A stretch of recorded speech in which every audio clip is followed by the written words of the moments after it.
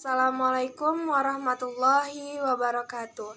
Perkenalkan, nama saya Monika Julisa Putri. Saya dari Universitas Islam Negeri Sultan Syarif Kasim Riau, Fakultas Tarbiyah dan Keguruan, jurusan Tadris IPS. Nah, kali ini kita akan membahas mengenai landasan historis pendidikan guna untuk memenuhi tugas dari mata kuliah Landasan Pendidikan IPS dengan dosen pengampu, yaitu Bapak Nurdiansyah. Nah, semoga apa yang saya sampaikan ini mudah dipahami dan bermanfaat buat kita semua. Selamat menyaksikan.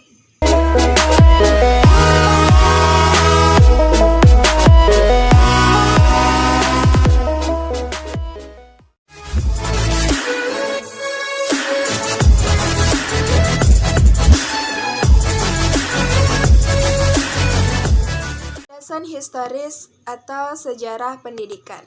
Sejarah berasal dari bahasa Arab, yaitu syajaratun, yang artinya pohon.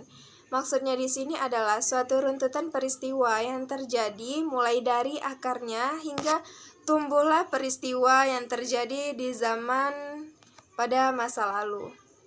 Kemudian, kata sejarah dalam bahasa Inggris yaitu history, yang berasal dari bahasa Yunani, yang artinya adalah sesuatu yang diketahui karena penyelidikan. Sedangkan kata pendidikan merupakan suatu proses yang terencana untuk mengembangkan potensi peserta didik. Landasan historis pendidikan memberikan peranan yang penting karena landasan sejarah atau historis ini membawa kita ke pemikiran yang masa kini. Landasan sejarah atau histori pendidikan nasional Indonesia merupakan pandangan pada masa lalu. Demikian, setiap kegiatan yang ingin dicapai manusia untuk lebih maju selalu dikaitkan dengan kejadian pada masa lampau. Nah, bagaimana sejarah pendidikan di Indonesia? Pendidikan di Indonesia sudah ada sebelum Indonesia berdiri. Sebab itu, sejarah pendidikan Indonesia cukup panjang. Pendidikan sudah ada sejak zaman kuno, kemudian diteruskan dengan zaman pengaruh agama Hindu-Buddha, agama Islam, dan pendidikan pada zaman kemerdekaan. Ketika bangsa Indonesia berjuang merintis kemerdekaan Indonesia, ada 3 tokoh pejuang pendidikan dan pejuang kemerdekaan yang berjuang melalui pendidikan, yaitu Muhammad Syafi'i, Hajar Dewantara, dan Ahmad Dahlan. Muhammad Syafi'i mendirikan sekolah yang saat ini dikenal dengan nama Sekolah Kayu Tanam pada tahun 1926 di Sumatera Barat. Kemudian Ki Hajar Dewantara mendirikan Taman Siswa di Yogyakarta pada tahun 1922. Dan Ahmad Dahlan mendirikan organisasi agama Islam di Yogyakarta pada tahun 1912. Selanjutnya kita akan membahas mengenai sejarah pendidikan di Indonesia. Yang pertama, pada zaman kolonial Belanda. Pada awal abad ke-20, masalah pendidikan menjadi perhatian besar bagi pemerintahan Belanda. Hal ini berkaitan karena dilaksanakannya politik etis. Pada zaman kolonial Belanda, sekolah-sekolah mulai banyak didirikan, namun tidak seimbang dengan jumlah penduduk pada saat itu. Kemudian sistem pendidikannya masih menyangkut dengan kepentingan Belanda agar rakyat Indonesia hanya bisa dipekerjakan sebagai pegawai rendah saja. Kemudian, sejak dijalankannya politik etis ini, mulai tampak kemajuan pada pendidikan di Indonesia. Seperti pendidikan dasar yang meliputi jenis sekolah dengan pengantar bahasa Belanda untuk anak-anak Belanda dan Cina, sekolah pengantar daerah, dan sekolah peralihan. Selanjutnya, pendidikan pada zaman kolonial Jepang. Pada masa Jepang, pendidikan mulai menurun, yang mengakibatkan angka buta huruf meningkat. Kemudian dilakukanlah pemberantasan buta huruf yang dipelopori oleh Putra. Kemudian, Jepang membuat beberapa kebijakan.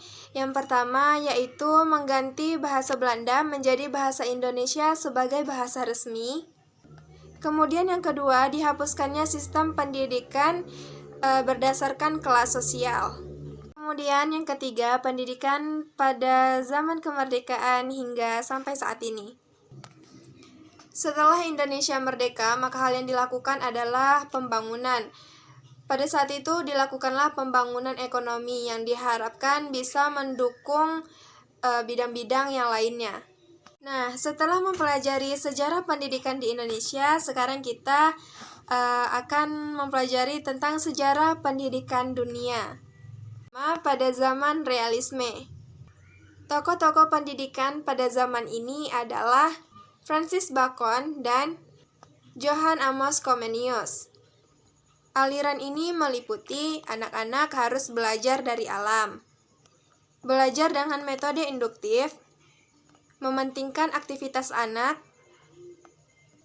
mengutamakan pengertian, ekspresi kata untuk menyampaikan pengertian agar lebih penting, belajar melalui bahasa ibu, belajar dibantu dengan gambar-gambar. Materi yang dipelajari satu-satu mulai dari yang mudah hingga ke yang susah atau sukar. Kemudian pelajaran disesuaikan dengan perkembangan anak dan pendidikan bersifat demokratis, yaitu untuk semua anak-anak. Yang kedua yaitu pendidikan pada zaman rasionalisme.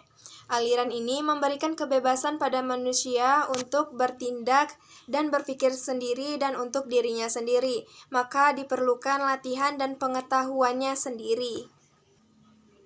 Tokoh pada zaman ini yaitu John Locke dengan teorinya yang terkenal yaitu Leon Tabula Rasa, yaitu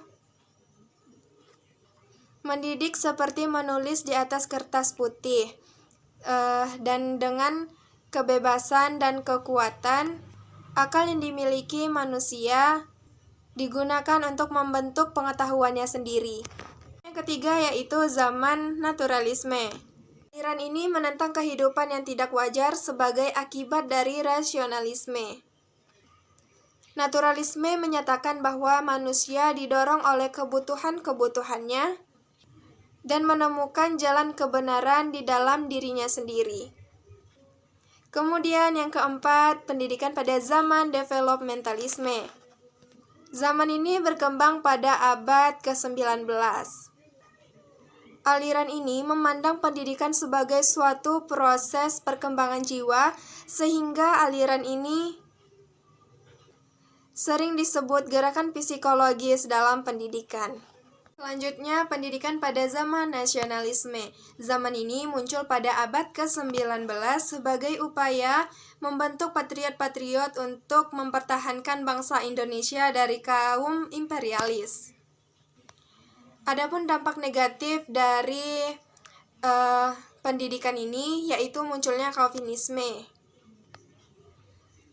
yaitu kegilaan atau kecintaan yang berlebih-lebihan terhadap tanah air yang terjadi di beberapa negara seperti di Jerman yang mengakibatkan pecahnya Perang Dunia I. Selanjutnya yang keenam yaitu pendidikan pada zaman liberalisme, positivisme, dan individualisme.